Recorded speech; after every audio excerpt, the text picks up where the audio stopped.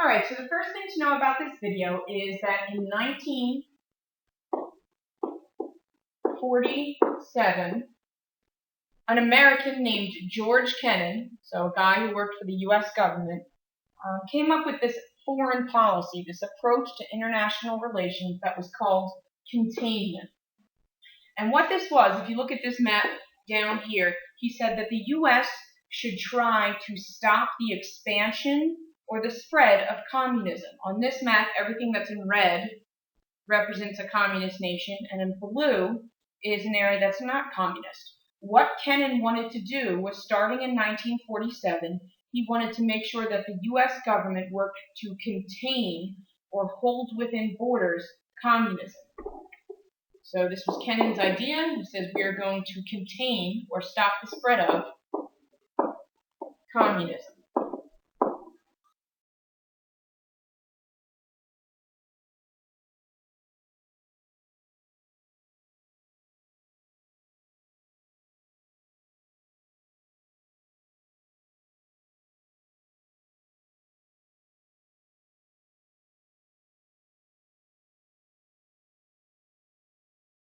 In the spring of 1947, the U.S. first acted on its policy of containment.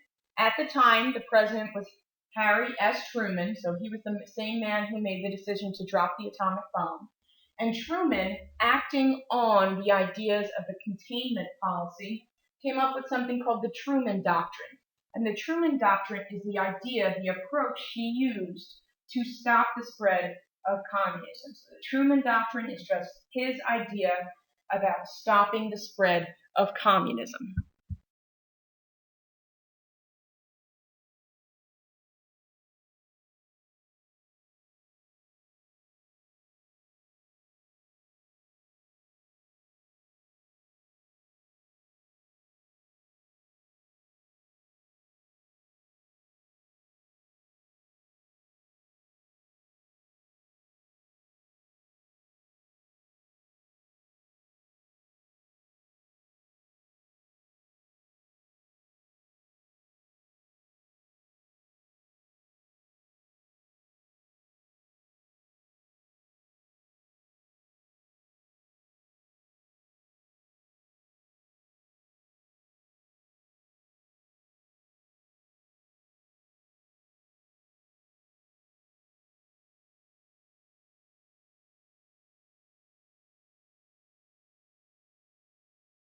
The next step in the development of the U.S. policy of containment and the Truman Doctrine was something that's referred to as the Marshall Plan.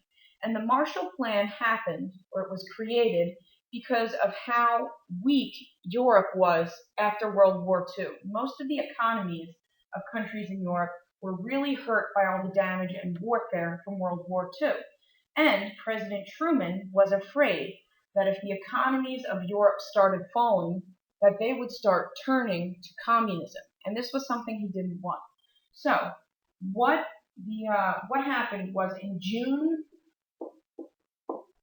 5th, 1945, the U.S. Secretary of State George Marshall, and you can see him, he's pictured over here. He used to serve in the military, but this was when he was Secretary of State.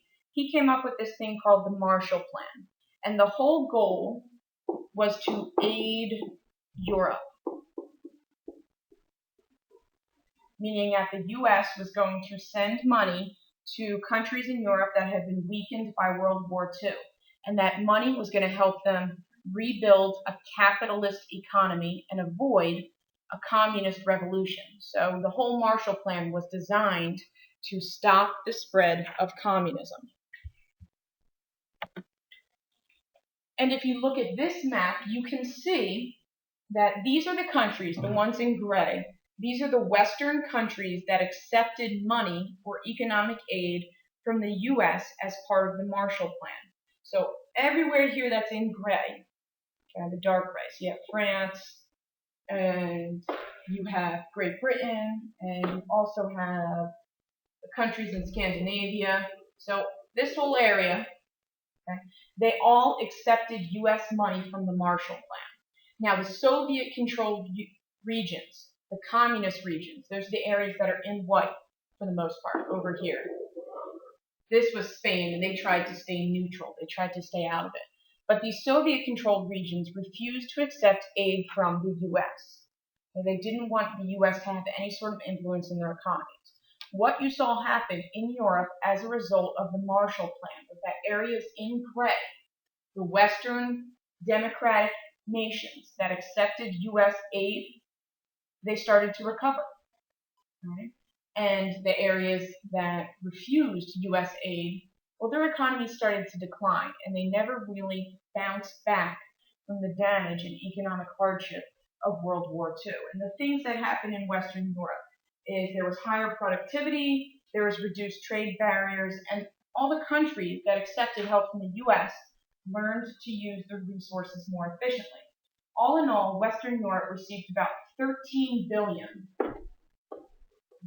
with a B, $13 billion in a span of about 4 years. That's a massive amount of money that the U.S. pumped into these great countries. And the U.S. did it so that they would stay strong economically and that they would not be home to a communist revolution.